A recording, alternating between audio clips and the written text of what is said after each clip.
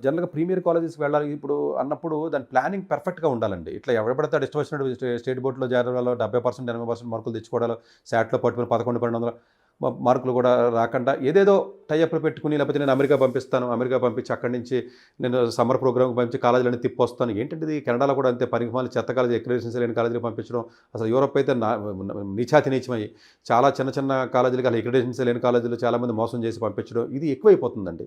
Plus అక్రిడిటేషన్స్ చూసుకోవాలండి. ఇది మనం చెప్తున్నాం చాలా వీడియోల్లో. చెప్తున్నా కూడా జనాలు అర్థం చేసుకునే పరిస్థితిలో ఉన్నారని నేనైతే అనుకోవట్లేదు. ఎవడో ఒకళ్ళిద్దరు ఉంటారనే ఉద్దేశంతోనే మనం వీడియోలు చేయడం జరుగుతుందండి.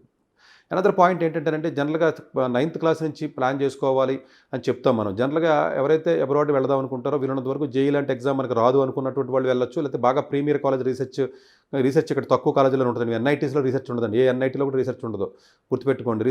ఎన్ఐటీకి రీసెర్చ్ చేస్తానని చెప్తారు చాలామంది. అట్లాంటి రీసెర్చ్‌లు ఉండవండి. ఓన్లీ ఒక 4, 5 త్రిబుల్ ఐటీలో ఉంటే కొన్ని ఐఐటీస్‌లో మాత్రమే రీసెర్చ్ ఉంటుంది. సరే ఇది ఎప్పుడైనా సెపరేట్ వీడియోలో చెప్పినట్టు చెప్తాను. కొంచెం ప్రీమియర్ కాలేజ్‌లకి వెళ్ళాలి, హైయర్ స్టడీస్‌కి వెళ్ళాలి, పీహెచ్‌డీకి వెళ్ళాలనుకున్నప్పుడు జనరల్‌గా దాని ప్లానింగ్ అనేది వేరే రకంగా ఉంటదండి. అవి ఎందుకంటే ప్రాజెక్ట్ బేస్డ్ లెర్నింగు లేకపోతే ఇంటర్న్‌షిప్స్ లేకపోతే profiles, faculty profiles, letter of recommendations, atmosphere, opportunities, career fairs ఇవన్నీ చాలా ఫ్యాక్టర్స్ ఉంటాయండి. చెప్పినా కొన్ని మీకు అర్థం కావు.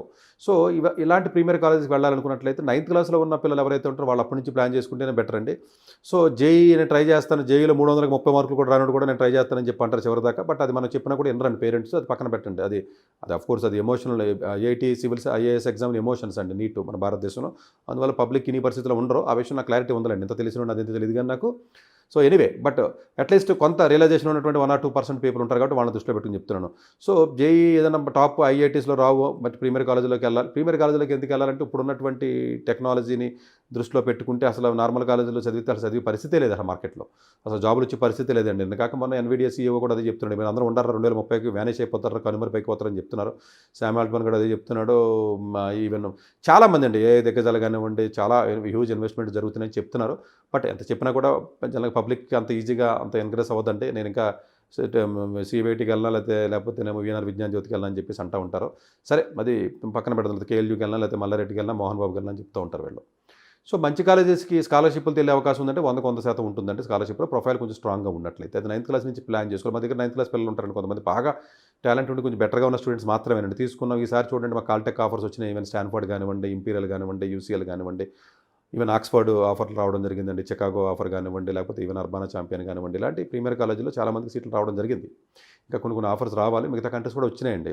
ఫుల్ 100% స్కాలర్‌షిప్‌తో కూడా చాలా మందికి వచ్చినాయండి. ఈవెన్ సింగపూర్ అనో, లేకపోతే హాంకాంగ్ అనో, లేకపోతే సౌత్ కొరియా అనో, లేకపోతే ఈవెన్ యూరోప్ అనో, లేకపోతే కొన్ని యూఎస్‌లో స్కాలర్‌షిప్‌లు కూడా కొంతమందికి రావడం జరిగింది. ఆఫ్‌కోర్స్ యూఎస్‌లో అందరికీ ఫుల్ స్కాలర్‌షిప్‌లు వచ్చే అవకాశాలు ఉండవండి. సో, ప్రొఫైల్ బట్టి ఎందుకంటే స్కాలర్‌షిప్ పెడితే సీట్లు ఇవ్వట్లేదండి కొంచెం